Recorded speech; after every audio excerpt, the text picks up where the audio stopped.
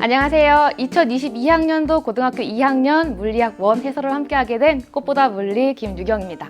자, 이번 시험이 어떻게 출제되었는지 총평해서 충분히 확인하고 왔으리라 생각하고 우리는 바로 1번부터 풀어보도록 하겠습니다. 1번 문제부터 함께 바로 볼게요. 자, 1번 문제 같은 경우는 가, 나 그림 제시되어 있고 가에서 전자기파를 그림에 나온 것처럼 파장에 따라 분류하고 있다라고 합니다. 그리고 나 같은 경우는 이 파장에 따라 분류한 것 중에 A를 실제 활용한 예이다 라고 주어져 있습니다.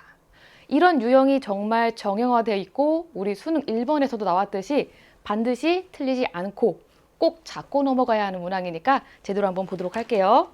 자, 파장에 따라 분류했을 때 파장이 가장 짧은 것을 우리는 감마선이다 라고 얘기하죠. 자, 그리고 두 번째 X선 A, 가시광선 B, 마이크로파 C 이렇게 주어져 있습니다. 자, 선생님은 파장에 따라 분류한 것도 좋지만 선생님이 생각하기에는 반대편으로 갔을 때 진동수에 따라서 분류하는 것도 나쁘지 않다라고 생각합니다. 동일한 결과이지만 선생님 쪽으로 올 때 파장이 길어지는 이 그래프가, 이 그림이 반대편으로 가면은 그대로 진동수가 커지는 것으로 표현할 수 있으니까. 그리고 진동수가 커진다라는 것은 이 전자기파의 에너지가 커진다라고 얘기를 합니다.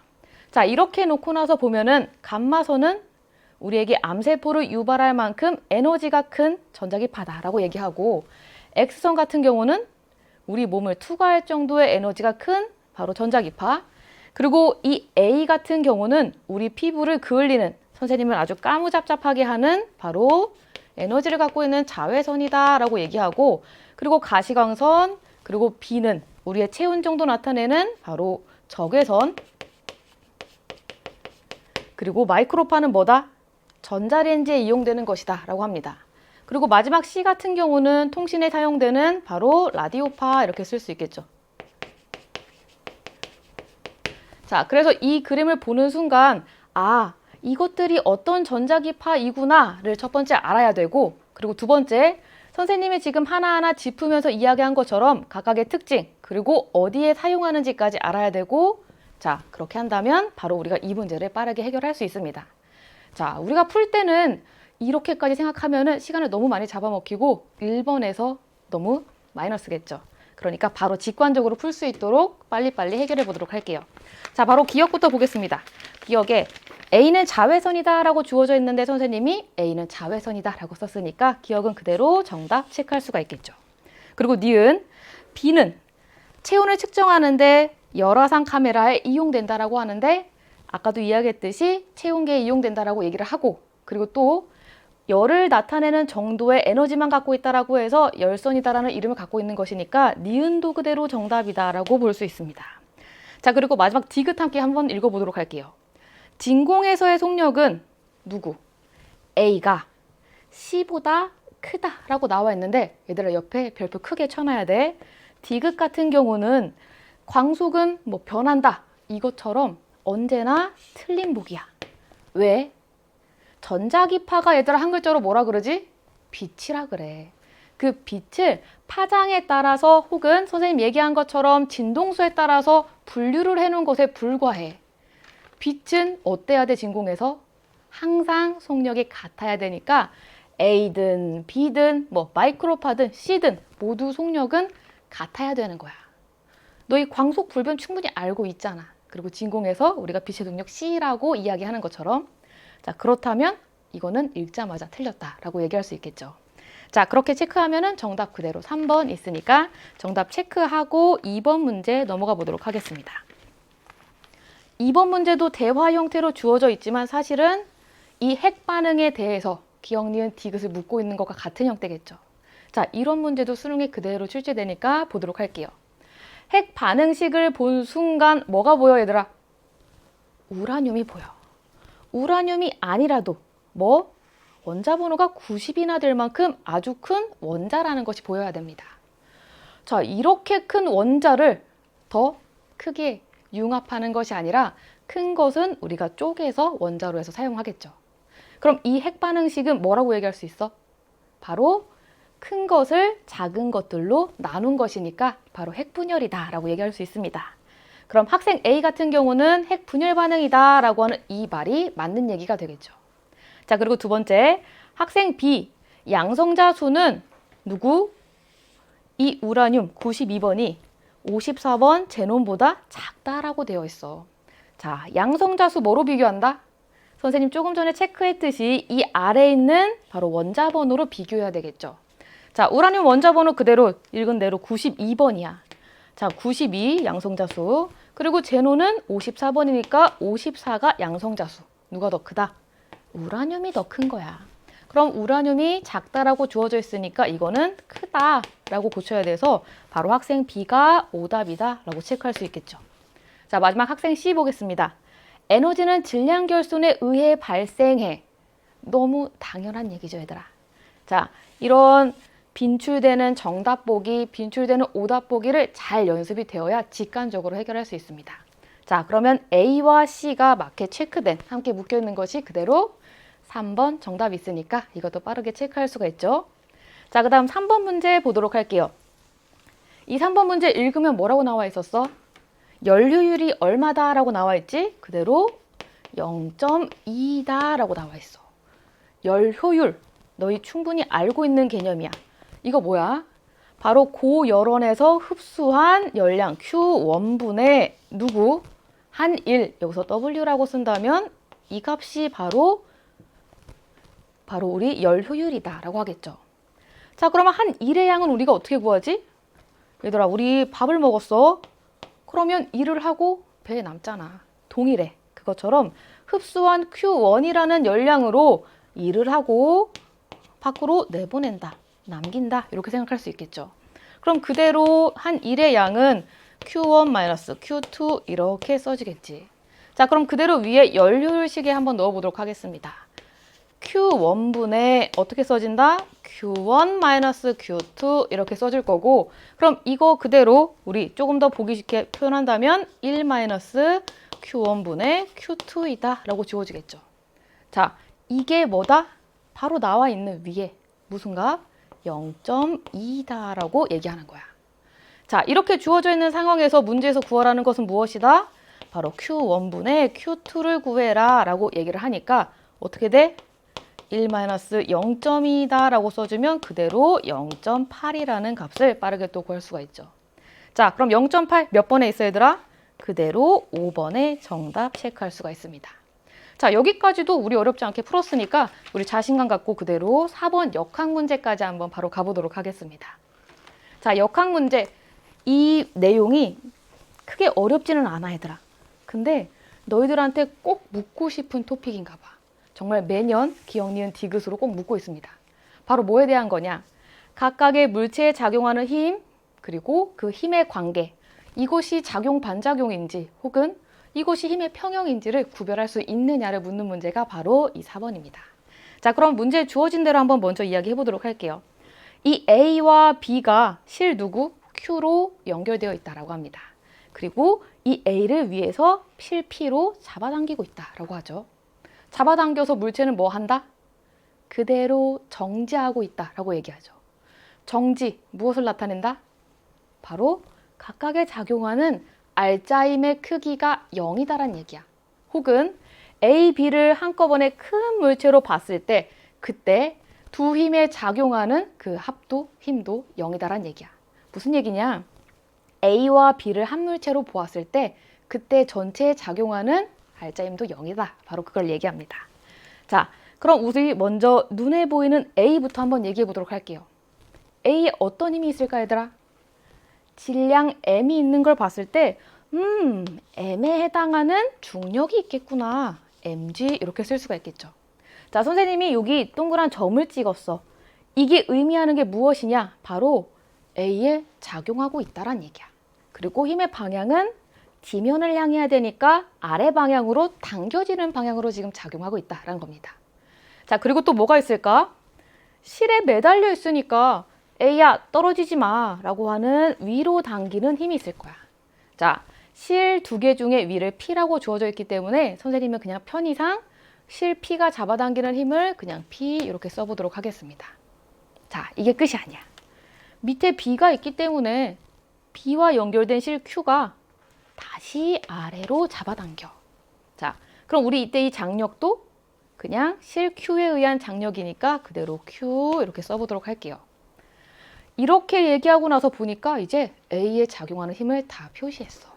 자, 이렇게 작용점이 한 물체에 있으면 우리는 이것을 다 더할 수 있습니다. 그걸 다 더한 것이 바로 합력 혹은 알짜힘이라고 이야기하니까 그대로 기호로 표시하면 우리 수학에서 사용하는 시그마 이렇게 쓸 수가 있겠죠. 자, 시그마 F라고 쓸 텐데 힘 중에서 A에 작용하는 힘을 모두 다 더했다를 이렇게 한번 써보도록 하겠습니다. 자, 이렇게 더했을 때 뭐가 나온다? 정지한 상태를 유지하니까 합력은 그대로 0이 나온다라고 해야 돼. 뭐에 의해서?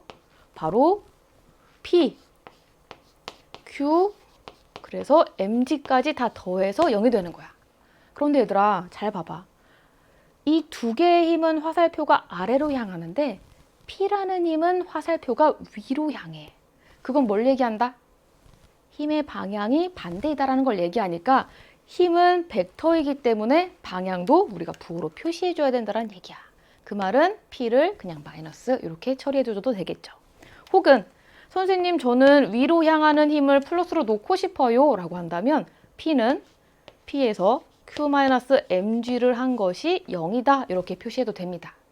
너희가 시작할 때 일관되게 방향만 표시하면 되니까 꼭 이게 왜 요거만 돼요? 얘는 안 돼요? 이런 생각하지 않아도 됩니다.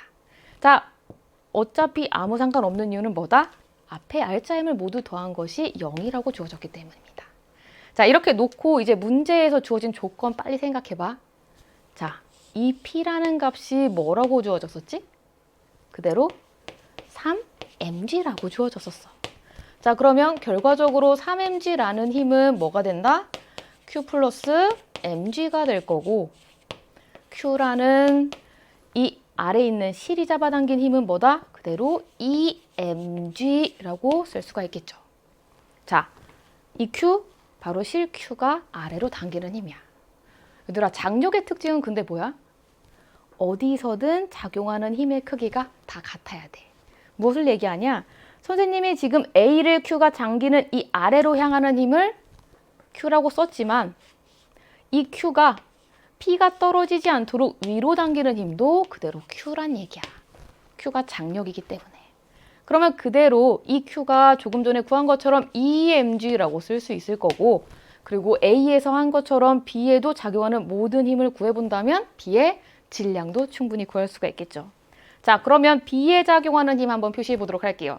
자, 조금 전에 표시한 위로 떨어지지 않도록 잡아당겨주는 힘 바로 Q 표시했고 이게 물체 B가 지면으로 떨어지려고 하는 지구가 당기는 아래 방향으로 향하는 힘이 바로 중력이 있으니까 B의 질량을 mB라고 하면은 이것을 mBg 이렇게 표현해 보겠습니다. B에 작용하는 힘은 딱 이 두 개야. 그러면 mBg가 2mg가 되니까 그대로 여기서 우리는 mB라는 이 값이 2m이라고도 찾을 수가 있겠죠. 자, 이걸 먼저 찾자란 얘기야. 자, 이렇게 찾았으면 우리 그대로 기억, 니은, 디귿도 해결하겠습니다. 첫 번째 기억, A에 작용하는 알짜임은 뭐다? 0이다 라고 하고 있습니다. 정지한 상태를 유지한다 이 멘트를 보는 순간 이 수많은 풀이 과정을 쓰지 않아도 그대로 기억은 정답이다 라고 체크할 수 있어야 됩니다. 그리고 니은, B에 작용하는 중력과 그리고 Q가 B를 당기는 힘은 작용-반작용 관계다라고 합니다. 자, 선생님이 이렇게 아까 점을 찍은 걸 뭐라 그랬어? 이 지점에 작용합니다 라고 얘기했어. 자, 그러면 장력 Q 그리고 중력 둘은 모두 어디 작용한다라고 볼 수 있지? 모두 물체 B 안에 작용하고 있어요 라고 할 거야. 그리고 두 힘의 방향은 서로 반대이고 크기는 모두 EMG로 같지. 얘들아, 이런 관계는 작용-반작용이 아니라 평형이라고 합니다. 힘의 평형. 한 물체에 작용하고 크기는 같고 방향이 반대인 두 힘. 딱 이 두 힘을 얘기하고 있는 거야. 자, 이렇게 평형 관계일 때 가장 중요한 포인트는 뭐다? 알짜임을 구할 수 있다는 얘기야. 우리가 이 R자임을 구했기 때문에, 구할 수 있기 때문에 이 MB라는 값도 구한 거기 때문에 반드시 어디에 지금 힘이 작용하는지 이걸 캐치하는 것이 중요합니다. 자, 그리고 작용과 반작용 같은 경우는 작용점이 서로에게 있어서 R자임을 구할 수가 없습니다. 두 힘을 더해서는 안 된다는 얘기야. 자, 그래서 반드시 작용, 반작용, 그리고 힘의 평형 꼭 구별해 주시고 니은 오답 체크하고 디귿 보도록 할게요. 자, 디귿에서 B의 질량은 3m이다 라고 나와 있는데 우리가 2m이라 그랬으니까 그대로 디귿도 오답이다 라고 체크하겠죠. 자, 그래서 4번 문제의 포인트는 뭐다? 이렇게 힘을 각각 표현하고 그리고 작용, 반작용, 평형을 구분할 줄 알자라는 겁니다. 자, 그럼 표현할 때 뭐 한다? 물체에 어디에 힘이 작용하는지 작용점과 그리고 힘의 방향을 반드시 표기해주면 여러분도 쉽게 할 수 있으니까 한 번 더 확인하고 그리고 정답 몇 번이었지 얘들아? 기억인 1번 하나 체크하고 바로 5번 문제 넘어가서 보도록 하겠습니다. 자, 5번 문제는 이번에 최근에 학습했을 법한 바로 파동에 대한 이야기가 나와 있죠. 자, 파동에 대한 문제 한번 읽어보고 그대로 시작해 보도록 할게요. 그림은 연속적으로 발생하여 어느 방향으로 진행한다고 되어 있지? 그대로 그림에서처럼 플러스 X방향으로 진행하는 파동이다 라고 되어 있습니다. 그리고 현재 이 상황은 시간이 0인 순간, 0초인 순간의 변이의 위치를 X에 따라 나타낸 것이다 라고 합니다. 자, 우리가 그 다음 체크해야 될 포인트 보도록 할게요. 파동의 진행 속력은 일정하고 주기가 몇이다? 그대로 2초이다 라고 나와 있습니다. 자, 주기 나와 있고 이 그래프가 나와 있어. 자, 그래프에 X축 보도록 할게요. 이거 그래프를 보자마자 우리가 이 꿀렁한 S자에서 이 길이의 의미를 알아야 돼. 자, 뭐지? 이게 바로 그대로 파장이다 라고 쓰겠죠. 여기가 만약에 시간이라면 주기라고 얘기할 수 있지만 이게 미터, X의 지금 위치를 나타낸 것이니까 그대로 파장이다 라고 얘기할 수 있습니다. 자, 그러면 파장의 크기는 그대로 몇? 4m 이렇게 되겠죠. 자, 그러면 이 두 가지 물리량을 아니까 우리가 파동의 속력 그대로 구할 수 있습니다. 파동의 속력 어떻게 구해? 진동수의 파장이다 라고도 쓸 수가 있겠지만 이 두 가지로 표현해서 주기분의 파장이다 라고도 쓸 수 있습니다. 자, 그럼 주기분의 파장한 이 값은 어떻게 될까? 2초분의 4m 이렇게 주어져서 2m/s 이렇게 주어지는 거야. 이게 뭘 의미한다?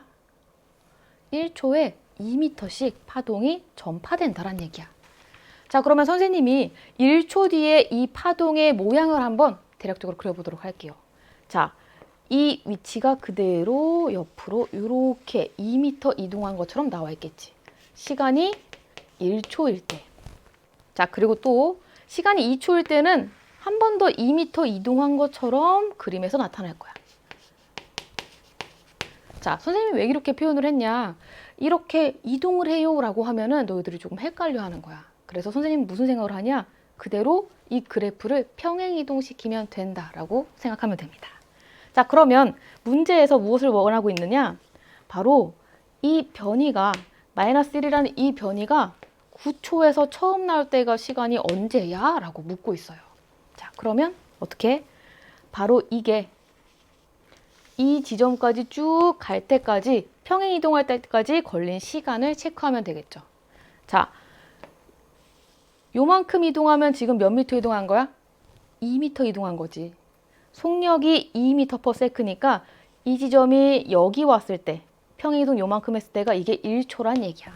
실제로 선생님이 노란색이 1초일 때를 그려놨었지. 자, 그리고 자, 여기 요만큼 또 2m 더 오면 그때 1초가 또 지난 거니까 2초가 될 거야. 그러면 결국 여기까지는 총 몇 미터야? 2, 4, 6m가 되니까 결국 여기에 처음 변이가 마이너스 1이 되는 순간은 몇이다? 그대로 3초이다 라고 얘기하겠죠.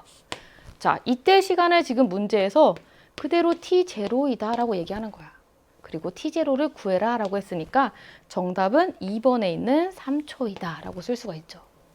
반드시 평행이동하듯이 문제를 풀어보고 그래도 모르겠으면 선생님한테 질문 주면은 한 번 더 답해 주도록 할게요. 자, 정답 2번 체크하고 그리고 6번 다시 1단원 문제로 가보도록 하겠습니다. 자, 이 문제는 스틱과 공이 나온 걸 봤을 때 뭐다? 그래프에도 주어져 있듯이 운동량 혹은 충격량에 대한 얘기겠죠. 자, 지금 공이 선생님 쪽으로 잘 오고 있어. 그런데 속력이 더 빨라지도록 스틱으로 공에 충격을 주었대. 시간은 여기 주어진 대로 0.1초에서 0.3초 사이에 충격을 주었대. 자, 그때 이 시간, 이 구간에서 가한 평균 힘의 크기를 구하여라 라고 합니다. 자, 이렇게 했을 때 뭘 쓸 수 있지 얘들아? 바로 운동량의 변화량이라는 것이 충격량이다. 이걸 이용할 수 있습니다. 자, 그럼 그대로 그래프에서 운동량의 변화량은 어떻게 될까? 충격을 받기 전에 운동량의 크기는 2kg/s였는데 충격을 받고 나서 6kg/s가 되었다라고 얘기할 수 있으니까 변화량의 크기는 아래 한번 써보면 6에서 2를 뺀 2 값이다라고 쓸 수 있겠죠. 단위까지 이렇게 써주면 자, 그러면 운동량의 변화량의 크기는 그대로 4kg/s이다. 이렇게 얘기합니다. 자, 이게 왜 변했어? 스틱이 공을 쳐줘서잖아. 혹은 충격을 줬기 때문에. 그러면 그때 충격량은 받은 평균 힘. 이 위에 발을 표시한 게 얘들아 평균이라는 얘기야. 이 평균 힘에 힘을 가한데 걸린 시간 0.1에서 0.3초 사이니까 0.2초를 그대로 곱해주면 되겠죠. 자, 그럼 문제에서 원하는 평균 힘의 크기는 어떻게 돼? 0.2초분의 4kg/s 이렇게 주어지니까 그대로 이 값은 2분의 40이라는 값이라서 20N이다 라고 구할 수 있습니다. 우리 충격량 치고 이 11월에 나온 문항 치고 조금 낮게, 난이도가 낮게 나왔으니까 이거 정도 우리 빠르게 또 구해줘야 됩니다. 자, 그러면 20이라고 정답 1번 체크하고 바로 한 장 더 넘어가서 이제 연달아 보도록 하겠습니다. 자, 한 장 넘어가면 이제 몇 번? 7번 문항이 있을 텐데 이번엔 에너지띠, 에너지 준위에 대한 문항 이렇게 주어져 있죠. 자, 에너지 준위를 보는 순간 A와 B에 해당하는 지금 화살표가 이렇게 주어져 있는데 뭘 나타낼까 얘들아? 바로 주양자 수가 4인 곳에서 주양자 수가 3으로 지금 에너지를 방출하면서 어떤 형태로? 빛의 형태로 방출하면서 전자가 전이하고 있는 상황이다 라고 할 거야. 그리고 여기는 3에서 2로 전자가 전이하면서 빛이 방출하고 있는 상황이다 라고 합니다. 자, 이 그림을 보면 선생님이 강의에서 뭔 얘기했을까?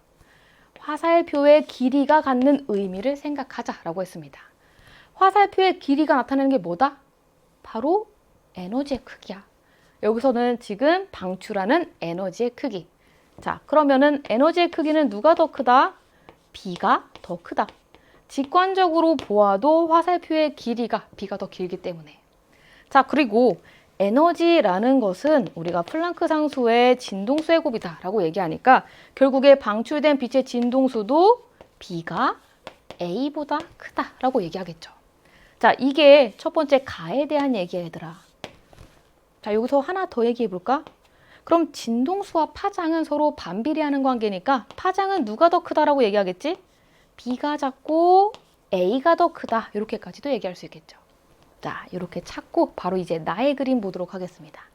나는 얘들아 띠의 형태로 나와 있어. 고체 물질의 에너지 띠라고 합니다. 자, 여기는 뭐야 얘들아? 수소의 원자 모형이 보통 에너지 준이 많이 얘기하죠. 여기와 여기의 차이는 뭘까 얘들아? 고체 물질이면 원자가 많아. 원자와 함께 안에 들어있는 전자도 많겠지. 그러면 파울리 베타 원리에 의해서 같은 값의 에너지 준위를 우리가 가질 수 없다라고 했기 때문에 꼭 이 에너지 준위가 얇게 이렇게 쭉 퍼져서 띠의 형태로 나타난다라고 얘기했던 거야. 자, 그 말은 여기 전도 뒤에 있는 전자, 원자과 띠에 있는 각각의 전자들이 갖는 에너지 준위, 에너지의 크기는 다 미세하게 다르다라고 얘기해야 되겠죠.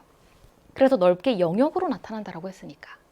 자, 이렇게 생각하고 우리 바로 보기 기억부터 보겠습니다. 자, 기억 읽어볼게요. 가에서 방출되는 광자 한 개의 에너지는 자, 에너지 바로 묻고 있지. A에서가 B에서보다 크다라고 하는데 선생님은 B에서 더 크다라고 했으니까 바로 기억이 오답이다라고 보겠죠. 어떻게? A에서가 작다라고 고쳐야 되겠죠.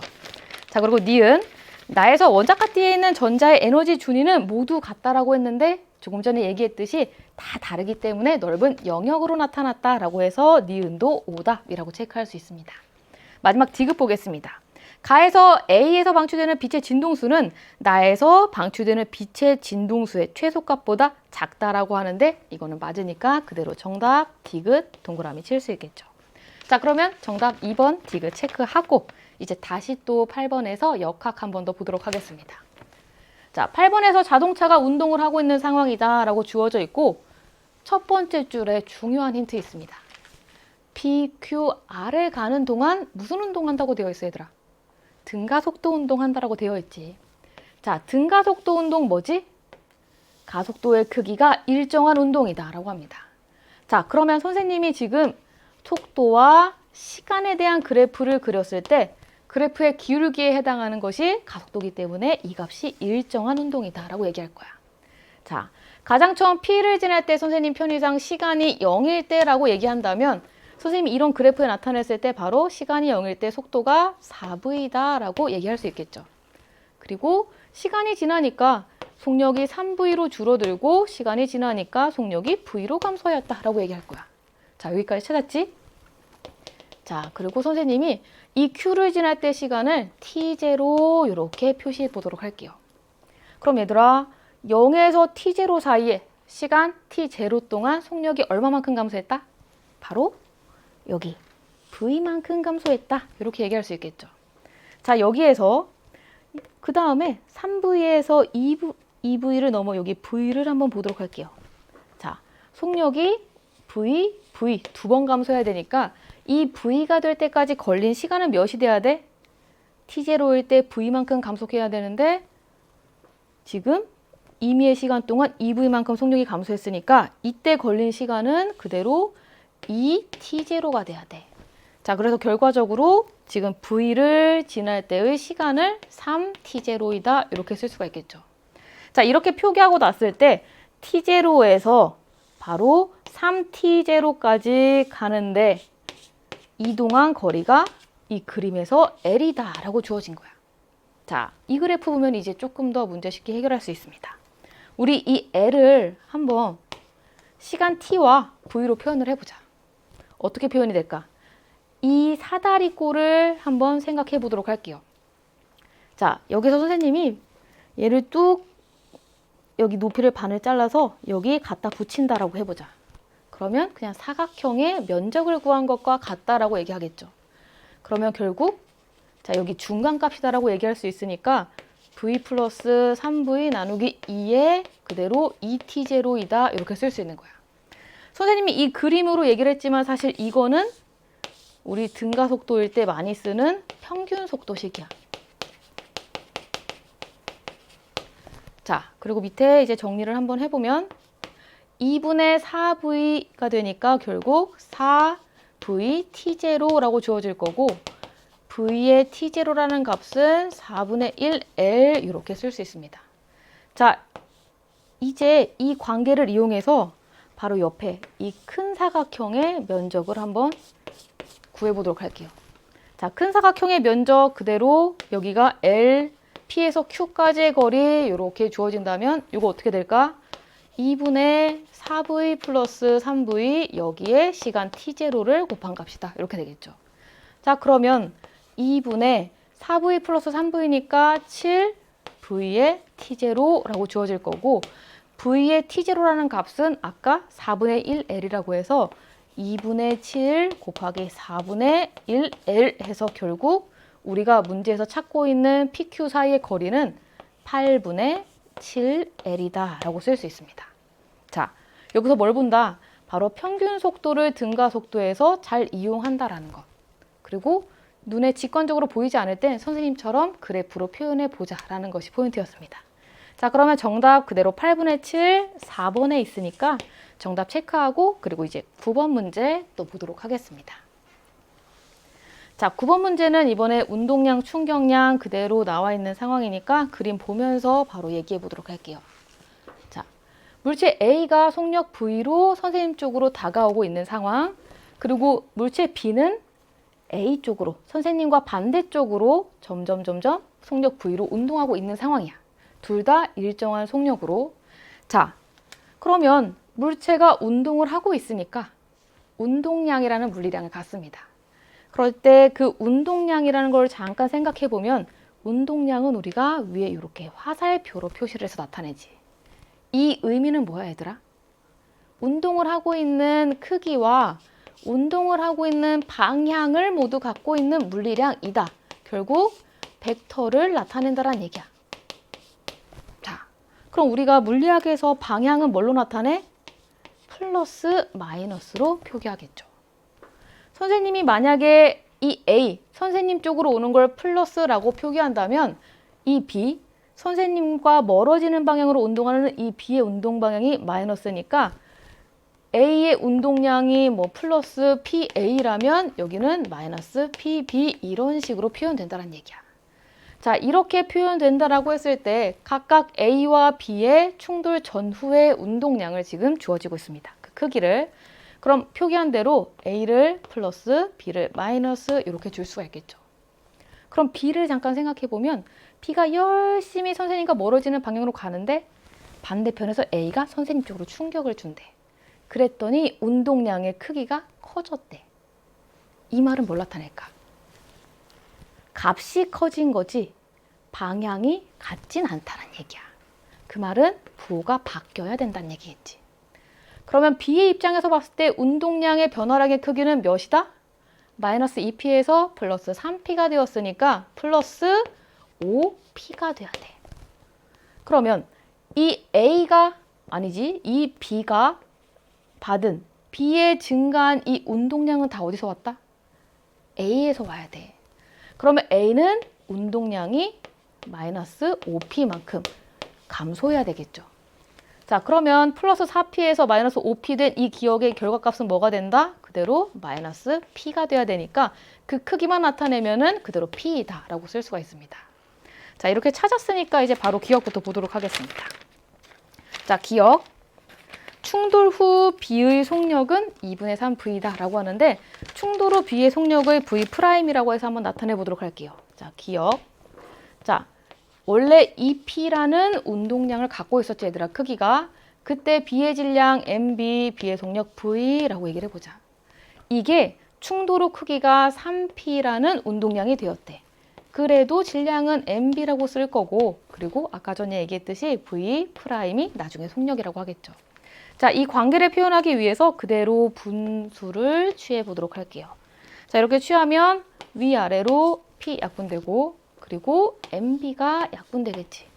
그러면 결과적으로 뭐가 남는다? 3분의 2라는 값이 V'분의 V라고 되어 있고 결국 우리가 원하는 V'이라는 이 값은 2분의 3V라고 표현할 수 있습니다. 자, 그러면 그대로 기억은 정답이다라고 볼 수가 있겠죠. 그리고 니은, B의 운동 방향은 충돌 전과 충돌 후가 서로 반대이다라고 하는데 선생님이 부호로 마이너스 플러스로 이렇게 나타냈다는 얘기는 선생님과 멀어지는 쪽으로 갔다가 선생님 쪽으로 운동하고 있다는 걸 얘기하니까 운동 방향이 다르다라고 하는 니은은 그대로 정답이다라고 또 쓸 수 있습니다. 자, 그리고 디귿에 기억은 3P이다라고 하지만 선생님은 P라고 구했으니까 디귿은 5다 이렇게 또 체크가 되겠죠.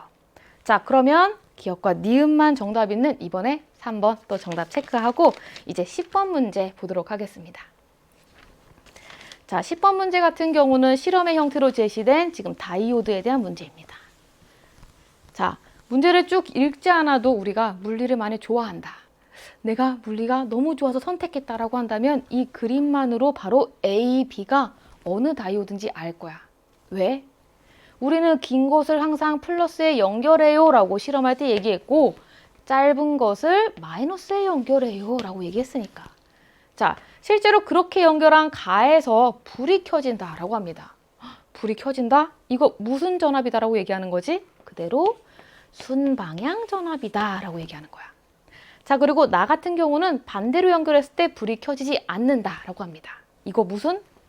역방향 전압이다 이렇게 얘기합니다. 자, 순방향 전압이래. 플러스와 연결된 이 LED의 A는 무슨 반도체라는 거야? 그대로 P형 반도체. 그리고 반대편은 마이너스랑 연결됐을 때 바로 순방향이니까 N형 반도체 이렇게 얘기합니다. 얘들아, 이 정도는 사실 실험 과정 읽지 않아도 알아야 돼. 몰랐다면 지금 알고 이렇게 넘어가면 됩니다. 자, 이렇게 다 조사를 하고 나서 이제 기억, 니은, 디귿 보도록 할게요. 자, 기억. 가에서 LED에는 순방향 전압이 걸린다. 불이 켜진다, 뭐 전하들이 접합면으로 이동한다, 전류가 흐른다. 이게 다 순방향 전압이다를 의미합니다. 그래서 기억 맞는 답이겠죠. 그리고 니은 A에는 어떤 반도체? P형 반도체가 연결되어 있다. 플러스를 연결했을 때 순방향이라고 했으니까 몇 번을 강조하지만 그게 바로 순방향이 되기 위해선 P형일 수밖에 없다라는 거죠. 자, 그리고 디귿. 나에서 LED의 N형 반도체에 있는 전자가 PN 접합면에서 멀어진다라고 하는데 나에서 역방향 전압이니까 전하들은 다 어디로 간다? 접합면과 반대 방향으로 이동한다라고 해서 이것도 맞는 보기죠. 자, 얘들아, 이 다이오드는 사실 이게 다야. 다이오드를 어떻게 연결하느냐에 따라서 그걸 조금 해결하는 데 어려움은 있겠지만 어떤 전압이냐, 전류가 흐른다, 혹은 불이 들어온다, 그리고 전하가 어떻게 이동한다, 그리고 어떤 반도체이다. 이 보기에서 다 나온다는 얘기야. 너희들한테 이런 걸 낼 거야 라고 하는 힌트를 지금부터 주고 있는 거야. 그러니까 다이오드의 특징, 그리고 전류가 흐르는 때 잘 구별하고 병렬 연결 연습을 조금 더 해서 어렵게 나오더라도 맞출 수 있었으면 좋겠습니다. 자, 그리고 11번 문제 또 함께 보도록 할게요. 11번 문제는 선생님이 나름의 꼽은 까다로운 문항 중 하나입니다. 자, 보도록 하겠습니다. 단색광을 지금 매질 A에서 어디로? B로 입사시킨대. 자, 여기 먼저 1번 과정이라고 해보도록 할게요. 자, 1번 과정에서는 A에서 B로 빛이 향하도록 간다라는 거. 자, 이때 어떤 일이 일어난다? 빛이 B로 빠져나간 것이 하나도 없어. 다 어디로 간다? 그대로 A로 되돌아 나온다. 이거 뭐지? 바로 전반사하고 있다는 얘기야. 됐지, 얘들아? 자, 그러면 전반사의 개념을 알아야 될 거야. 자, 전반사란 뭐야? 빛이 원래는 매질이 바뀔 때 일부 굴절하고 일부 반사하는데 그렇지 않고 전부 반사하는 현상이란 얘기야. 이때 몇 가지 조건이 있습니다. 전반사를 하기 위한 조건. 첫 번째, 속력이 느린 매질에서 속력이 빠른 매질로 진행을 해야 돼. 이건 진리야, 얘들아. 자, 자동차를 선생님이 놓았다라고 해보자. 여기 경계에서. 자, 여기 1을 지우고 한번 보도록 할게요. 이렇게 큰 자동차. 한쪽은 바퀴가 지금 매질 B, 한쪽은 바퀴가 매질 A에 있다라고 해보자. 둘의 속도 차이에 의해서 우리가 빛이 굴절하거나 이렇게 반사된다라고 합니다. 자, 그러면 얘가 아예 휙 돌아서 와야 돼. 뉴턴하듯이 돌아와야 된다는 얘기야. 그럼 바퀴 A에 닿아 있는 곳, B에 닿아 있는 곳 중에 어디가 더 빨라야 된다? 바로 이 B가 더 빨라야 돼. 이래야만 그대로 되돌아 나올 수 있는 거야. 그래서 전반사의 첫 번째 조건은 속력이 느린 곳에서 빠른 곳으로 가야 된다는 얘기야. 자, 이게 첫 번째 조건, 그리고 아래 두 번째 조건 한 번 더 써보도록 하겠습니다. 이러한 상황에서 언제나 전반사 하는 건 아니래. 어떠한 특정한 조건이 하나 더 있대. 자, 그게 무엇이냐? 입사각이 임계각 이상이어야 된다라는 조건이 있습니다. 최소한의 이 각 정도는 돼야 되돌아 나올 수 있다는 얘기야. 자, 선생님 막 운전을 하고 간다? 그런데 좌회전을 할 수도 있고 유턴을 할 수도 있어. 근데 선생님이 바퀴를 조금, 운전을 조금 이렇게 각도를 이렇게 튼다고 해서 늘 유턴할 수 있는 건 아니잖아. 그것처럼 들어오는 각도가 입사각이 바로 임계각보다 커야지만 가능하다라는 얘기야. 자, 그럼 이 두 가지 조건을 봤을 때 A와 B 중에 속력은 누가 느리고 누가 빠를까? 자, 속력은 VA가 느리고 VB가 빠르다라는 걸 찾을 수가 있겠죠. 자, 그리고 또 하나, 입사각이 임계각보다 커야 된대.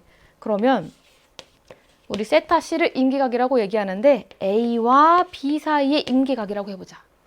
자, 이 임계각과 45도 중에 누가 더 큰 거야? 바로 여기 45도가 더 큰 거야. 임계각 이상일 때 전반사 한다라고 했으니까. 자, 이 조건 찾았으면은 이제 그 다음 조건 또 보도록 할게요. 얘들아, 전반사를 했어. 그럼 빛의 경로를 보니까 빛은 다 어디서 진행하고 있다? A에서만 진행하고 있다. 매질도 안 바뀌었고 빛의 종류도 안 바뀌었어. 그러면 들어오는 빛과 나가는 빛의 속력이 같기 때문에 우리 각도가 45도로 같다라고 얘기하죠. 자, 그러면 이 빛이 이제 C로 갈 텐데 B와 C 사이의 각도가 90도니까 그대로 동일하게 삼각형을 그리면 여기도 45도가 되겠지. 왜? 여기가 90도니까. 자, 그러면 이번에 여기를 두 번째 경우다라고 얘기를 해보도록 할게요. 자, 두 번째 경우 이번에 아래다 한번 표기를 또 해보도록 하겠습니다. 어디서 어디로 빛이 진행한다? A에서 C로 빛이 진행한다라고 할 거야. 자, 그러면 이때 입사각의 크기는 몇 도야, 얘들아? 입사각의 크기가 45도이겠지, 얘들아. 이거 맞지, 얘들아? 그랬더니 일부 빛이 뭐한다? 굴절하고 있잖아. C를 향해 가고 있어. 자, 그러면 얘는 전반사지는 않는 거야. 그런데 우리가 이 굴절 경로를 보았을 때 A와 C의 속도를 비교할 수 있습니다. 자, 어떻게 돼? 편의상 만약에 A만 그대로 있었다면 여기로 진행한다라고 얘기하겠지. 자, 그럼 원래 경로보다 누구 쪽으로 가까이 갔다? A 쪽으로 굴절한 것을 보니까 A의 속력이 느리다라는 걸 알 수 있습니다. A, B, sorry, C 이렇게 되겠죠. 자, 분명히 A에서 B로 입사각이 45도로 진행했더니 전반사를 했대. 그런데 이번에 C로 동일한 각도로 갔는데 그때는 전반사를 하지 못했대, 얘들아. 굴절했다란 얘기야. 자, 이게 의미하는 걸 알아야 돼. 뭘 의미할까? 입사각 이 45도가 누구보다? 바로 A와 C의 임계각보다 작다란 얘기야. 자, 그럼 이 두 가지로 봤을 때 임계각은 누가 더 커? 자, 이렇게 한번 표시해 볼까? 자, 임계각이 45도 그리고 세타 C, A, B 이렇게 주어지는 거야. 그러면 결과적으로 임계각은 A와 C 사이에서보다 더 크다란 얘기야. 무슨 얘기냐? 여기 들어가는 입사각의 크기가 더 커야 전반사를 할 수 있다는 얘기야. 그러면 이 전체 입사각의 범위 중에서 전반사라는 입사각의 범위는 누가 더 크다? 바로 B가 더 크다. 쉽게 말하면 C가 더 전반사 하기가 어렵다는 얘기야. 그 말은 A와 C의 속도 차이가 A와 B의 속도 차이보다 작다라는 걸 얘기합니다. 임계각이 속도 차이가 크면 클수록 더 작아진다라고 얘기하니까. 그래서 여기서 또 하나 알 수 있는 결론은 A의 속력이 제일 느린 건 맞는데 A와 B의 속도 차이가 훨씬 크니까 속도를 A, B, C를 비교하면 이렇게 주어진다는 얘기야. 자, 그리고 속력이 느린 매질이 우리는 굴절률이 크다라고 하니까 A의 굴절률이 가장 크고 그리고 B, C죠. NC 그리고 NB 이렇게 되겠죠. 굴절률을 비교한다면. 자, 선생님이 이 문제를 까다롭다고 뽑은 이유는 딱 하나입니다. 너희들이 낯설어서야. 선생님도 이거 가장 최근에 가르친 것 같아. 간섭 직전에. 자, 그리고 또 하나. 학교에서 그림을 그리면 얘기하지. 자, 매질 A, 매질 B를 경계로 빛이 입사한다라고 해서 뭐 이렇게 꺾였다라고 얘기해보자. 어떻게 표현했어? 매질을 위아래로 배치했잖아. 자, 그러면 이때 법선은 뭐다? 매질의 수직인 선을 법선이라 그러고 이 법선과 입사광선, 법선과 굴절광선이 이루는 이 각을 우리가 입사각과 굴절각이라고 얘기하잖아. 이것에 익숙한데 지금 매질 C는 이렇게 옆으로 주어져 있다는 얘기야. 자, 지금은 입사각이 45도이기 때문에 찾기 쉬운데 얘들아. 만약에 30도, 60도 이렇게 주어진다면 우리가 이렇게 학습했기 때문에 법선을 중심으로 양쪽으로 입사각과 굴절각 그리고 뭐 반사각을 표현했기 때문에 이 매질의 경계를 중심으로 양쪽으로 각도를 체크합니다.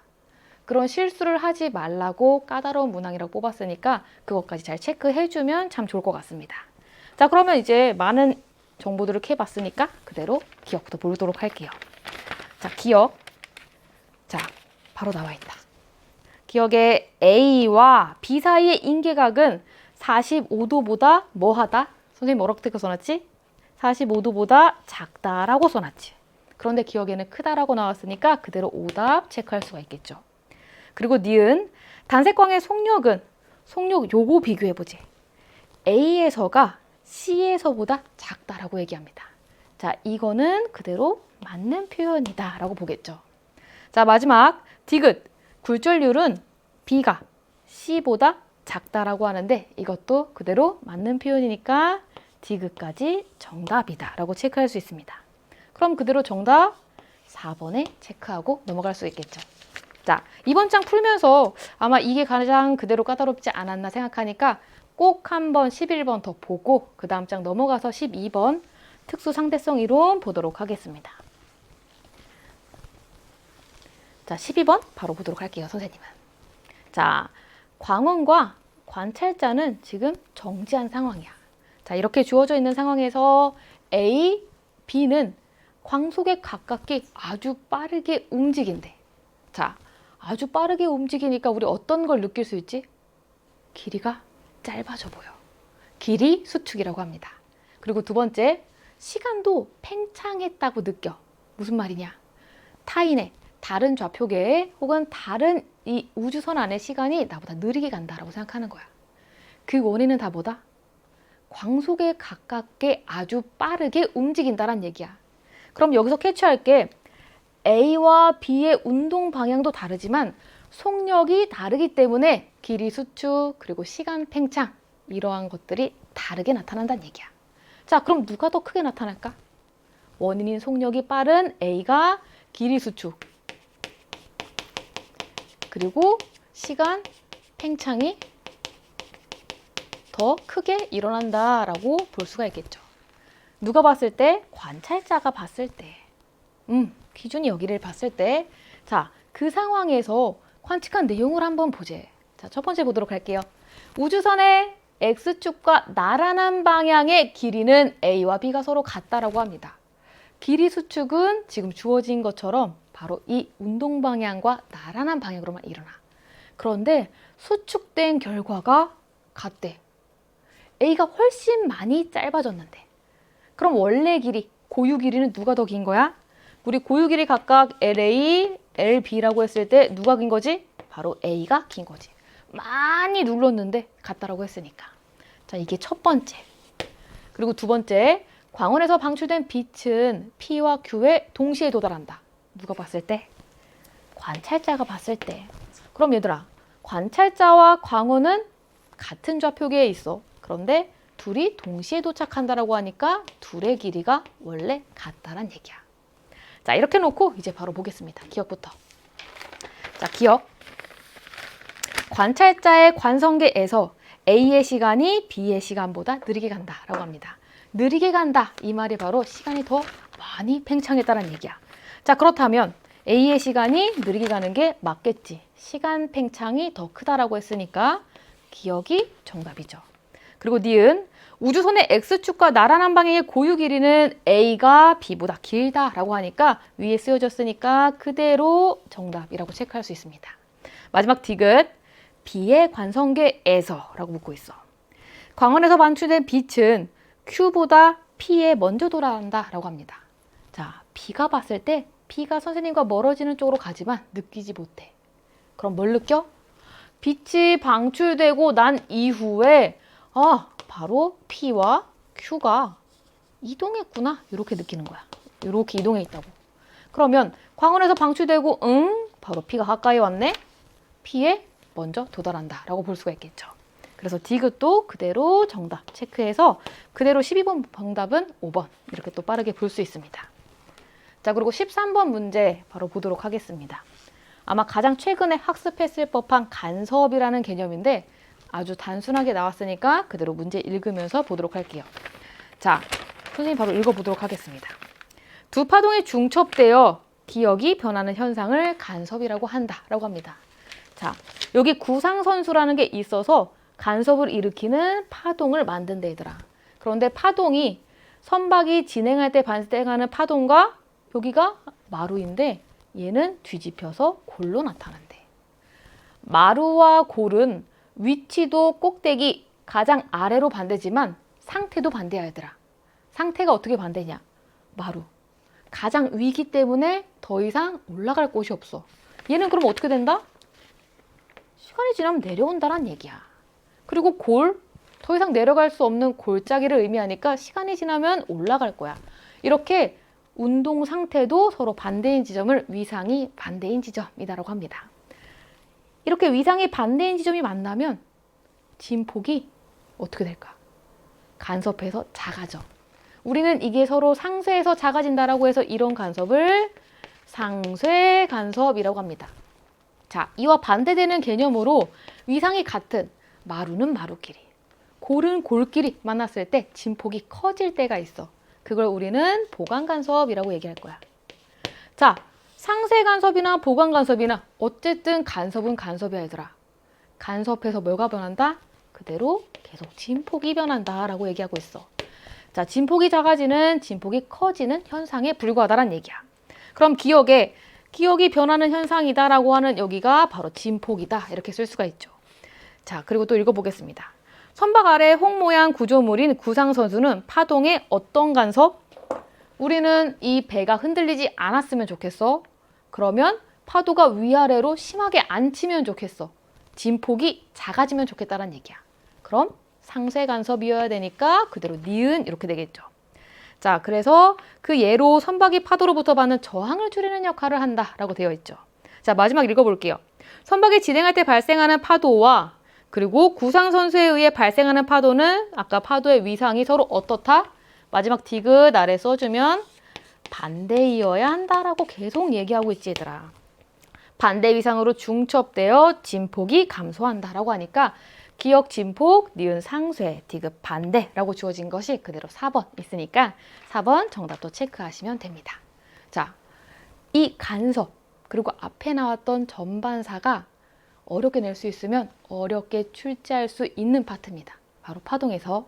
그러니까 개념 꼭 잘 잡고 여기 나오는 것들 식 있으면 잘 체크하면서 꼭 따라오세요. 자, 14번 이제 다시 돌아와서 역학으로 보도록 할게요. 자, 보도록 하겠습니다. 지금 가의 상황은 A와 B를 이렇게 배치했더니 정지한 상황이래. 자, 정지했다. 선생님이 가장 앞장에도 얘기했지.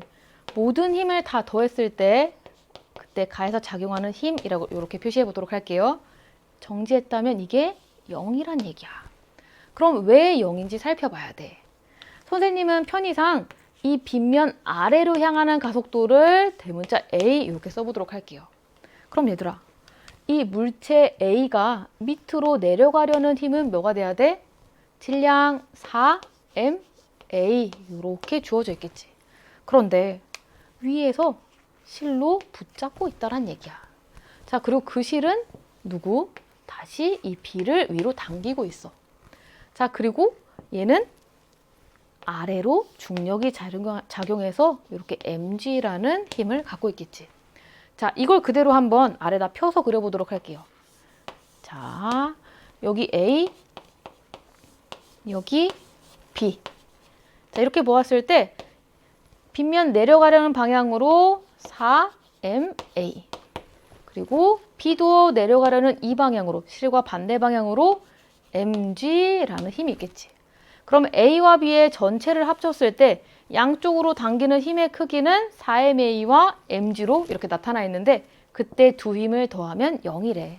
그러면 그대로 4m 라지 A라는 이 값이 mg다 라고 볼 수 있고 여기에서 우리가 m을 약분하면 그대로 A라는 빗면 아래로 향하는 가속도의 크기가 4분의 1g다 라고 얘기할 수 있습니다.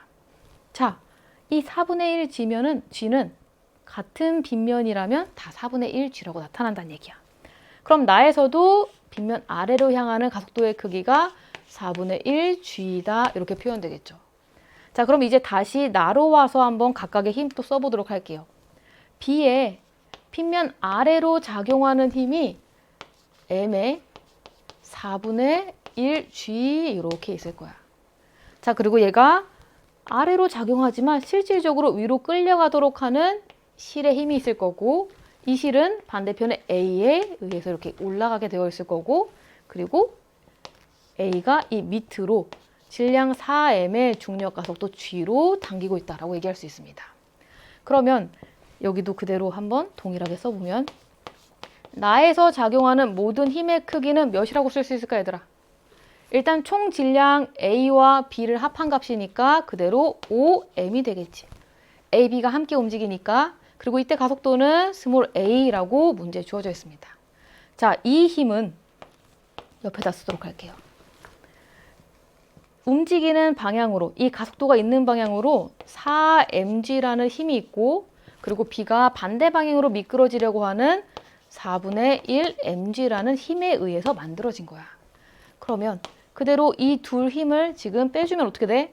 4 써보도록 할게요. 4분의 16mg 마이너스 4분의 1mg라고 주어져서 결국 4분의 15mg라고 써질 거고, 그럼 이 값이 바로 5ma와 같다라고 써집니다. 자, 그러면 여기서 그대로 a 구할 수 있겠죠. m 약분하고 15, 5 약분해서 여기 3 남아서 결과적으로 a라는 값은 4분의 3 g다라고 이렇게 구할 수 있습니다. 자, 문제에서 찾는 게 바로 이 가속도 a였으니까 이걸 정답으로 체크하면 되겠죠. 몇 번에? 그대로 1번 체크하시면 됩니다. 자, 이렇게 체크하고 나서 이제 다시 조금 난이도가 느껴지는 문제로 보도록 할게요. 바로 전류의 자기작용에 대한 문제 보도록 하겠습니다. 자, 15번에서 지금 각각의 P와 Q의 거리가 원점으로부터 D, 그리고 원점으로부터 거리가 ED만큼 떨어져서 전류가 I0와 IQ가 흐르고 있다고 합니다. 자, 이걸 보는 순간 선생님은 전류의 방향을 보고 이 O점에서 어떠한 방향으로 자기장이 생기는지 먼저 확인해 보도록 할게요. 자, 전류의 방향으로 오른손 엄지를 놓고 나머지 네 손가락을 감싸 안으면 이 네 손가락의 방향이 우리는 자기장의 방향이다라고 배웠어. 그러면 이 P에 의한 O점에서 자기장의 방향은 그대로 감싸서 뒤로 들어가니까 들어가게 표시할 수 있겠죠. 그리고 이 Q도 엄지 놓고 그대로 감싸 안으면, 자, Q의 왼쪽은 나오고 있기 때문에 이 Q에 의한 자기장은 나오는 이라고 얘기할 수 있습니다. 지금 P에 의한 전류의 세기는 I0로 일정하지만 Q에 의한 전류의 세기는 IQ로 변화하고 있대. 이 값이 변화하면서 그때 이 O점에서 만드는 합성 자기장의 세기를 그래프로 표현하라라는 것이 바로 15번 문항이야. 자, 그럼 P와 Q에 의한 자기장의 방향이 서로 반대니까 언젠가는 상쇄될 수 있을 거야. 그 상쇄되는 시점이 상쇄될 때의 이 IQ를 한번 생각을 해보도록 할게요. 선생님은 옆에 I0라는 값이 기준으로 주어져 있으니까 이 IQ를 Q에 I0 이렇게 표현해 보도록 하겠습니다.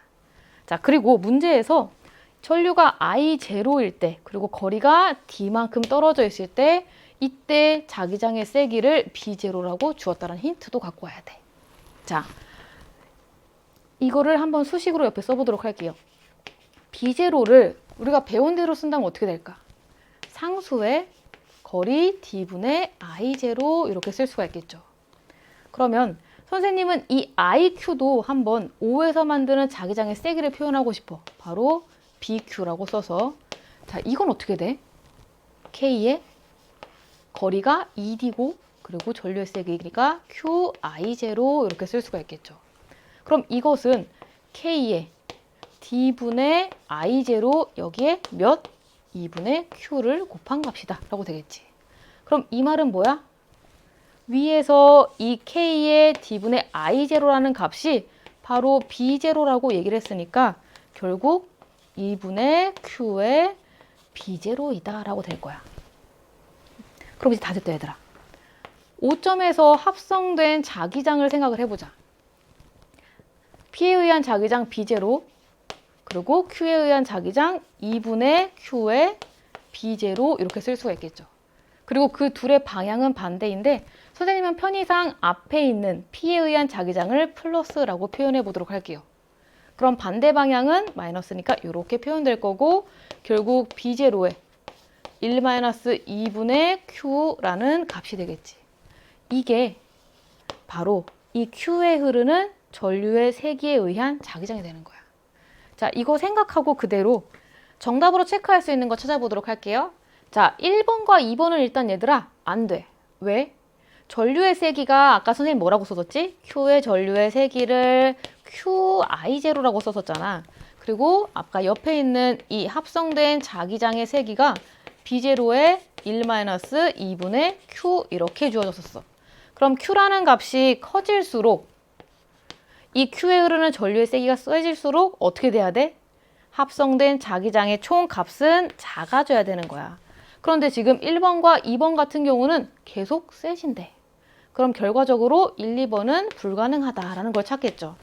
자, 그리고 3, 4, 5를 비교하면은 언제 자기장의 세기가 0이 되냐로 또 한번 구별할 수 있습니다. 자, 이 값이 0이 되기 위해서는 Q의 값이 뭐가 돼야 돼? 1-2분의 2, 1이 돼야 되니까 결국 Q가 2라는 값을 가지면 그때 합성 자기장의 세기가 0이 되는 거야. 그러면 결국 이번에 5도 안 된다는 걸 또 알 수가 있겠죠. 그럼 결국에 4와 3이야 얘들아. 4와 3의 차이는 전류의 세기가 2I0 이후에 지금 기울기의 차이야.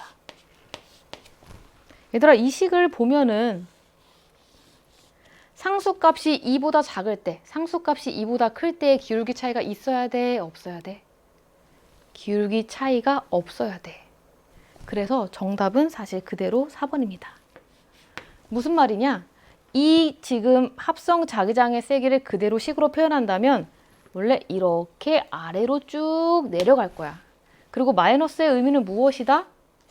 전류의 세기가 이 I0보다 작을 때와 자기장의 방향이 반대란 얘기야. 그런데 이 그래프는 다 뭘 나타낸다? 자기장의 세기만 묻고 있잖아. 그래서 이 그래프 아래로 나온 걸 그대로 위로 접어 올린 4번이 그대로 정답이다 라고 볼 수 있습니다. 자, 이 원리들 잘 체크하고 선생님이 이렇게 하나하나 체크했지만 너희들은 뭘 보냐? 언제 자기장의 세기가 0이 되지? 그걸 찾고 그 다음에 기울기 마지막 하나만 더 비교하면 됩니다. 그럼 좀 더 빠르게 해결할 수 있으니까 정답 4번 체크하고 잘 확인하고 조금 이제 난이도가 낮아진 16번 문제 보도록 하겠습니다. 16번은 지금 전자기 유도의 사례를 그림으로 보여주고 있는데 한번 쭉 읽어보도록 할게요. 발광 킥보드는 바퀴가 회전할 때 발광 다이오드에 연결된 코일이 고정된 자석 주위를 회전한다라고 합니다. 그러면 고정된 자석 주위를 회전하는 코일 내부의 자기장은 변한 거야. 그로 인해서 이때 코일을 통과하는 선생님 조금 전에 정답 얘기했네. 자기장이 변하여. 코일에는 유도전류가 흐르고 LED의 불이 켜진다라고 합니다. 자, 자기장이란 용어도 가능하지만 우리가 자기선속이라는 용어도 가능합니다. 자, 패러데이가 자기장을 그림으로 표현한 게 자기력선이야. 자, 이런 식으로 표현한 선. 그런데 이 선 하나로 자기장의 세기를 표현할 수 없으니까 우리가 이걸 다발로 묶어서 표현하겠다라고 하는 게 그 개념이 바로 자기선속입니다. 그래서 두 가지 용어가 다 가능하다라고 생각하고 보기 기억부터 또 확인해 보도록 할게요. 기억, 발광 킥보드의 LED는 전자기 유도 현상에 의해 불이 켜진다. 기억 그대로 정답이겠죠. 그리고 니은, 자기선속은 기억에 해당한다라고 하니까 니은도 그대로 정답이다라고 봅니다. 그리고 디귿, 바퀴의 회전 속력이 빠를수록, 자, 빨리 회전할수록 코일 내부의 자기장은 더 변화율이 클 거야. 그렇기 때문에 유도전류의 세기는 어떻다? 크다라고 해야 되니까 디귿이 오답이다라고 체크할 수 있어서 이 문제는 빠르게 정답 그대로 3번 기억 니은 체크할 수가 있겠죠. 자, 그리고 17번 보도록 할게요. 이번에 자성체에 대한 실험 주어져 있으니까 결과 보도록 하겠습니다. 과정부터 볼게요. 자, 가에 지금 실험 장치를 구성해 놨다라고 합니다. 코일을 감아놓고 그리고 전류를 흘려준다라고 하는 거야. 코일에 전류가 흐른다? 주변에 자기장이 생길 거야. 자, 그리고 이 코일의 모양이 지금 솔레노이드이니까 막대 자석과 같은 자기장이 생긴다라고 할 거야. 그때 A와 B를 한번 안에 넣어놔 보자라는 얘기입니다. 자, 그리고 A를 꺼내서 C에 가까이 하고 B를 꺼내서 C에 가까이 하자라고 합니다. 그리고 A, B, C는 누구인지 모르지만 강자성체, 상자성체, 반자성체라고 하고 그때 각각의 결과가 지금 나와 있는 상황입니다. 자, 나 보도록 할게요. 나 A를 꺼내서 C에 가까이 했더니 서로 당기는 자기력이 있대. 얘들아, A가 자성체야. 아무것도 없는. 그런데 자기력을 만들 수 있다?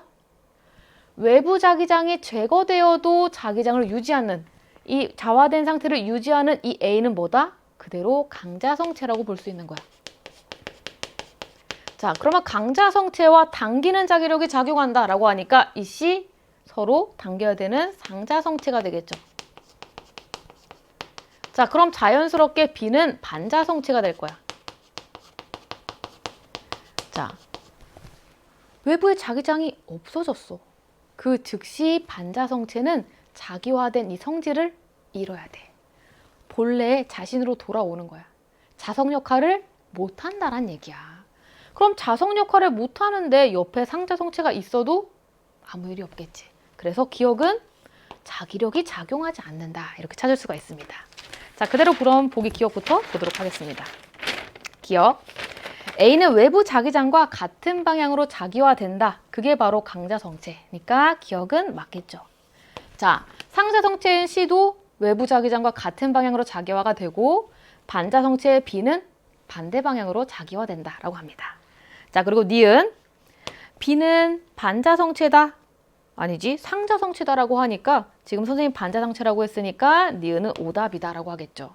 그리고 디귿 서로 미는 자기력이 기억에 해당한다라고 하는데 반자성체는 아까도 이야기했듯이 자기화된 상태를 유지하지 못하니까 아무런 힘이 작용하지 않는다라고 해서 정답은 그대로 1번에 있는 기억이다라고 합니다. 자, 이렇게 자성체는 단독이 아니라 전자기 유도 혹은 전자기 유도가 아니지. 여기서는 전류의 자기작용 이렇게 함께 묻고 있으니까 기본 개념이다라고 생각하고 학습하시고 정답 1번 체크하고 18번 연력학 문제 보도록 하겠습니다.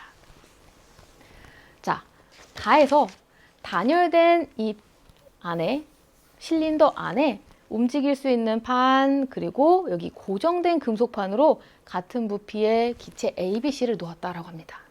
그리고 어디에? 바로 B에 열을 가하고 있는 상황이야. B 열심히 열을 가해 얘들아. C와 B 사이는 고정되어 있으니까 지금 부피가 변하지 않지 얘들아. 등적 과정이란 얘기야. 부피가 변하지 않는다. 등적 과정이다. 일을 하지 않는다란 얘기야. 자, 일을 하지 않아? 그럼 이 C는 우리가 연력학 제1법칙식으로 쓴다면 Q가 모두 내부 에너지 변화량이다. 이렇게 얘기할 수가 있겠죠. 자, 그리고 A 같은 경우는 A에 열을 가해준 게 아니라 이 B에서 열을 가하면서 밀리는 상황이야. 쉽게 말하면 여기는 단열 과정이야.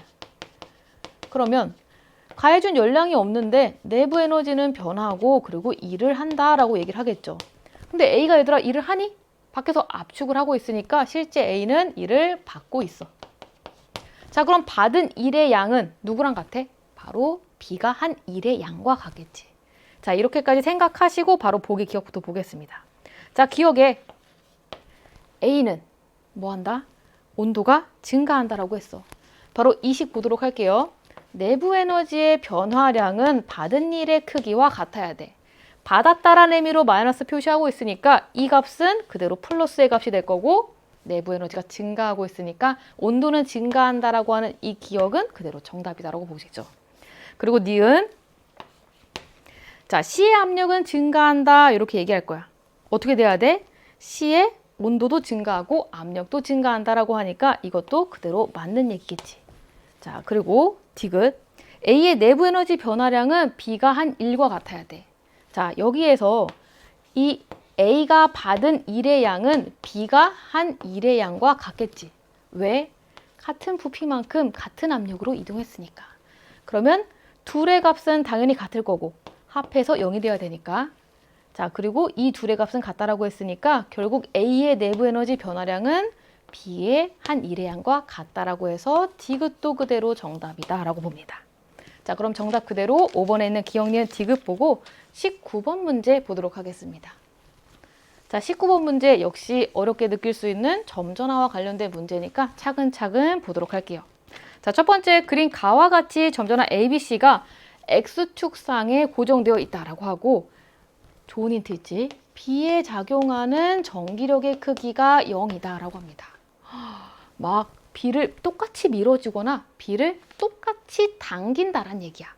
자, 이게 의미하는 게 무엇이냐? 바로 양쪽에 있는 두 점전화의 종류가 같다란 얘기야. 자, 그러면 자연스럽게 A가 결정이 됐겠죠. 자, 그리고 C를 한번 보자, 얘들아. A와 C는 같은 종류의 전화야. 그러면 A는 C를 밀어낼 거야. 그런데 B가 있어서 C가 당겨지고 있대. 그러면 B가 C에 작용하는 힘의 방향은 당기는 방향이다 라고 하겠죠. 자, 당기기 위해서 B의 전하의 종류는 그대로 마이너스다 이렇게 표현이 됩니다. 자, 그리고 그대로 아래 표현하면 마이너스, 플러스 이렇게 되는데, 가와 나의 차이는 오직 이 A가 반대편으로 왔다는 얘기야. B의 반대편으로. 자, 그렇게 됐더니 B에 작용하는 힘의 크기가 바로 4F다라고 합니다. 자, 그러면 선생님은 편의상 AB 사이에 작용하는 힘을 F1이라고 쓸 거야, 이제부터. 그리고 BC 사이에 작용하는 힘을 F2 이렇게 쓸 거고, 그리고 A와 C 사이에 작용하는 힘을 F3 이렇게 쓸 거야. 자, 이때 A의 위치가 바뀌었기 때문에 선생님은 가에서 AC 사이에 작용하는 힘 이렇게 써보도록 하겠습니다. 자, 그러면 첫 번째 우선 이 조건부터 한번 얘기해 보도록 할게요. 가에서부터. 자, 가에서 첫 번째 B에 작용하는 힘이 0이라 그랬지. 그러면 A가 B에게, C가 B에게 작용하는 힘의 크기가 같으니까 문자로 표현하면 F1과 그리고 F2의 크기가 같다. 이렇게 되겠죠. 자, 그리고 두 번째 이 F라는 걸 한번 표현해 보도록 할게요. F는 누가 만드는 거다? 바로 BC 사이에 작용하는 F2라는 힘과 그리고 AC 사이에 작용하는 F3라는 힘이 만드는 거야. 그런데 F2 방향으로 힘이 작용하니까 이것이 플러스라고 치려면 바로 여기가 플러스, 반대 방향인 여기가 F3가 마이너스 이렇게 되겠죠. 자, 이렇게 가에서 주어진 조건을 다 찾았고, 그리고 나에서 주어진 조건 또 하나 보도록 하겠습니다. 바로 4F라는 힘이야. 자, 이 힘을 또 플러스로 보도록 할게요. 자, 이 힘은 누가 만들어? F1과 F2가 만드는 거야. 그런데 이번에는 같은 방향에 있어서 B를 A가 당기고 그리고 C도 당길 거야. 그래서 결국 둘이 더한 힘이 4F이다 라고 되겠죠. 자, 그런데 두 힘의 크기 같대. 그러면 결과적으로 F1, F2 이 값은 2F라는 크기가 될 거고, 그리고 F3라는 것은, 자, 여기 F2에서 F3를 뺀 게 F이기 때문에 그대로 F다라는 것까지 찾을 수 있겠죠. 자, 그러면 여기서 문제에서 원하는 걸 이제 얘기해 보자. 바로 C에 작용하는 힘을 찾으래. 어디? 나에서. 자, 그러면 A가 작용하는 힘, B가 작용하는 힘을 이용해서 그대로 쓰면 되겠죠. 자, 우선 B의 위치는 그대로 있기 때문에 그대로 B가 C에 작용하는 힘은 F2이다 라고 쓰면 될 거야. 그런데 문제는 A가 원래 거리가 D, 2D, 3D였는데 D만큼으로 가까워졌대. 자, 두 점전화 사이의 전기력의 크기는 거리의 제곱에 반비례한다. 이렇게 얘기했었죠. 그럼 거리가 3분의 1로 줄었기 때문에 작용하는 힘의 크기는 몇 배가 된다? 3의 제곱인 9배가 돼야 돼. 그래서 9F3 이렇게 돼야 될 거야. 자, 그리고 또 하나, B와 A의 전하의 종류가 다르기 때문에 두 힘의 방향은 반대라서 선생님은 편의상 그냥 뒤에 있는 힘을 빼보도록 할게요.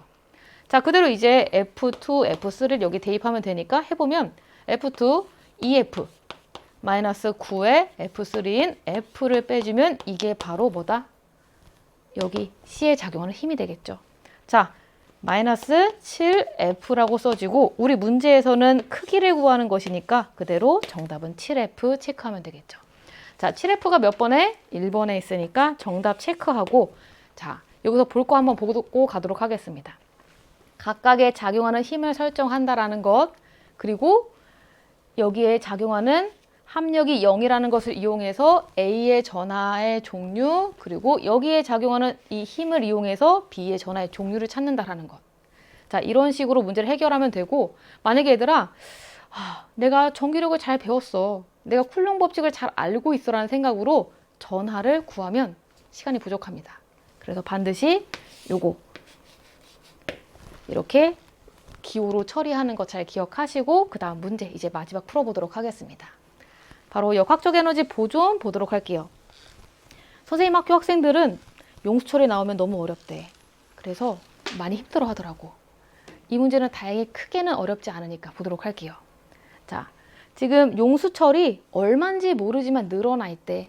실에 매달아서 도르래에 걸쳐진 이 줄을 F라는 힘으로 잡아당기면 이렇게 정지되어 있는 상황이다 라고 되어 있고, 이때 작용하는 우리가 힘에 의한 이때의 총 에너지를 한번 먼저 다 표현을 해보도록 할게요.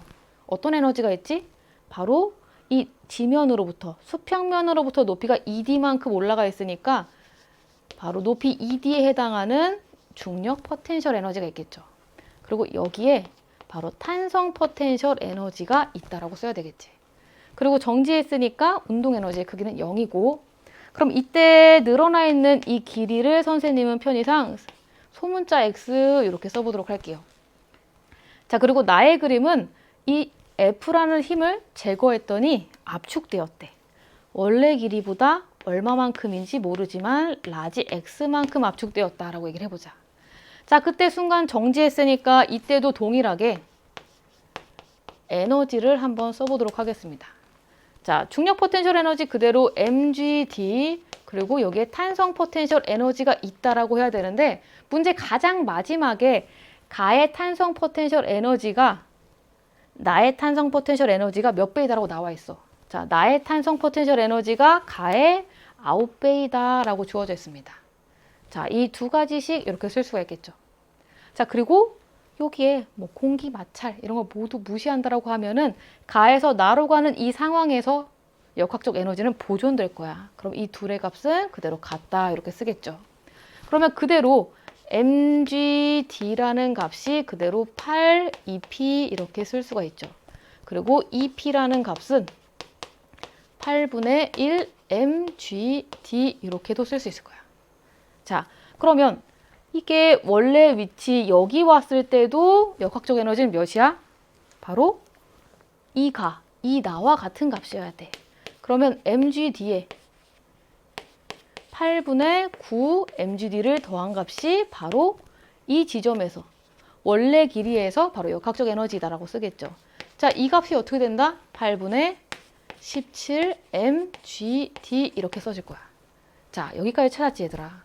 그럼 우리가 조금 전에 얘기한 이것과 이것, 선생님 잘못 체크했네. 이것, 그리고 옆에 있는 이것을 이용해서 변형된 길이를 한번 보도록 할게요. 자, EP라는 이 값은 뭐야? 길이가 스몰 x만큼 늘어났을 때의 탄성 포텐셜 에너지니까 이렇게 쓸 수가 있겠죠. 자, 그리고 9EP라는 이 값은 길이가 3이 아니지, 라지 x만큼 변형되었을 때의 길이니까 이렇게 표현이 되겠지. 자, 그러면 결과적으로 이 둘을 정리하면 뭐가 나온다? 라지 x라는 값은 그대로 3x라는 값을 구할 수 있습니다. 자, 그럼 변형되기 전에 원래 길이 보도록 할게요. 자, ED 마이너스 스몰 x라는 이 값이랑 바로 D 플러스 라지 x와 같다고 하는데, 그때 라지 x가 3 스몰 x이니까 그대로 구하면 선생님 계산이 잘 안 된다. D는 4x라고 주어지고 x는 4분의 1D 이렇게 표현할 수 있겠죠. 그럼 ED에서 4분의 1D를 뺀 이 길이가 바로 원래 길이가 되니까 이 값은 그대로 4분의 7D가 될 거야. 결국 원래 길이에서 이 물체가 움직이고 있을 때 높이는 이 수평면으로부터 4분의 7D에 해당하는 지점이다 라고 되겠죠. 자, 문제에서 이 지점일 때 운동 에너지를 구해보래. 자, 그럼 여기 돌아가서 그대로 바로 하면 되겠지. 위에서 구한 이 역학적 에너지는 보존될 거야. 자, 그때 자, 높이가 4분의 7D일 때의 중력 포텐셜 에너지, 그리고 탄성 포텐셜 에너지는 변형된 길이가 0이니까 0, 그리고 여기에 운동 에너지를 더한 값이랑 같아야 되겠죠. 그럼 그대로 운동 에너지의 크기는 바로 선생님 계산 mgd 8분의 17 빼기 4분의 7 이렇게 주어지니까 4분의 7이라는 이 값은 8분의 14라고 주어져서 결국 계산하면 8분의 3 M, G, D 이렇게 구할 수 있습니다. 자, 그대로 그럼 정답은 2번이다 라고 체크할 수 있죠. 자, 여기도 과정 복잡하지 않으니까 꼭 한번 해보고 반드시 넘어가면 좋겠습니다.